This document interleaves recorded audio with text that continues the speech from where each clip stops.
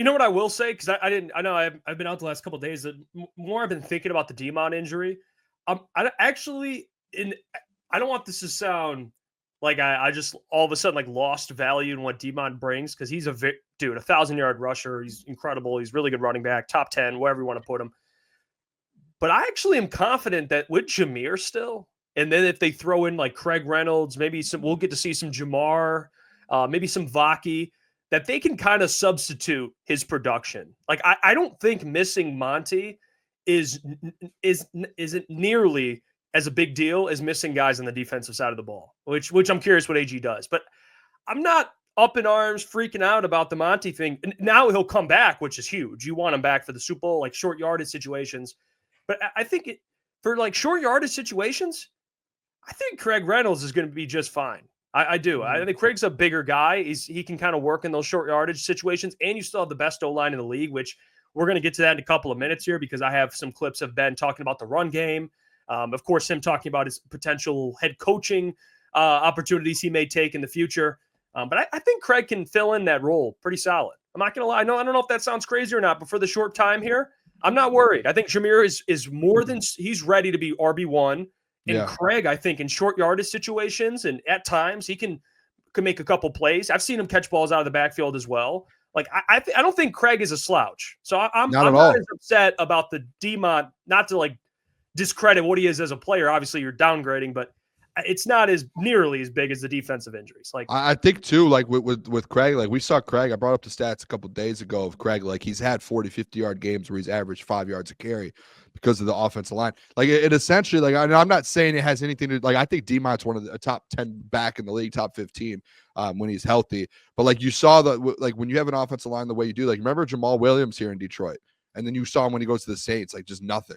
And you saw him when he was with the Packers, like not as, and then here in Detroit. So like, when you're behind this whole line, like you're going to be able to do something. You're going to have opportunities. I'm excited to see Craig. Obviously, I think Craig can hold it down.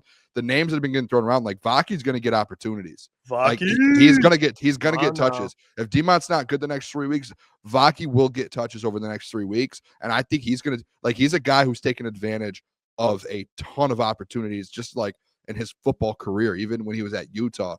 And then Jamar Jefferson, boys. I don't remember him in the preseason and training camp. Yeah, he's shifty and he's a power back, and that man he has big plays. And Scotty Montgomery actually mentioned yesterday, they asked him about Jamar Jefferson, and he said, no one knows this, but Jamar Jefferson through training camp had the most big plays out of any of the running backs over Jameer, over Demont, over Vaki, over Craig. He had the most. And he's been sitting on the practice squad for 3 years now. And it sounded like today that Ben was asked about him, and Ben was like, I'm excited for him to get touches Sunday. So Jamar Jefferson's going to get touches. So I think it's going to be Gibbs. And they're not going to amp Gibbs up to 30 touches. He usually gets 15 to 17, boys? On the ground, right? Yeah. He's probably going to get 20 to 23, if that. Like, they don't want to switch up his touches. They've been saying it all week. They're like, we don't want to overload him. We don't want to give him the 30 touches. Maybe we'll give him some more, but we're not going to put this massive load on him. They want, I think, to keep the way it is, and that second back is going to be by committee. So I'm excited, to be honest, Jeff. I know I would way rather have Demont. Yeah, I'm excited to see these three other guys be able to get an opportunity and see what they can do. We've seen it, though, plenty of times in the league, fellas. Like, we've seen the 49ers, Jordan Mason come in and get $120 a game. Like, not saying Craig's going to be getting that type of workload, but we've seen good offensive systems, good offensive schemes like the Lions have. Not saying, like, Jameer, he's replaceable, but you get my point. Like, within a good offensive line, in a good offensive scheme, running backs can produce in good offensive systems. This isn't like – the 49ers are down to like their fourth running back, and Isaac and he just got hurt. I think he's on IR. Yeah, I think he just got hurt, but when he was playing, it's like, he's pretty solid too. Like they can kind of substitute guys. Not saying, again, that they can do what Jameer and David do, but they'll be fine. I'm not worried too much. Do you guys remember the Bucs game last year when Demont went down? And they started using Amon-Ra wasn't getting handoffs, but they started putting him in positions, and it was essentially I think when we were live, Klotz, I think it was me and you, and we kept saying they're just using Amon-Ra as basically a running, like it was like a offhand run game where it was like they're just throwing screens to him. They put him in the backfield a couple times. They weren't handing it off, but it was just little quick passes, and then they're having the offensive line leak out and go. And it was like that's something the next 3 weeks with no D-Mont with these backups in. It's like, hey, Amon-Ra is going to be big. Even JMO short yardage. Like Another guy that I think will be reaping huge benefits after last week is Laporta too, because where David Montgomery's huge is beating up on the linebackers. Not only is David Montgomery getting yardage, but he's breaking tackles, making life hell for the defensive players.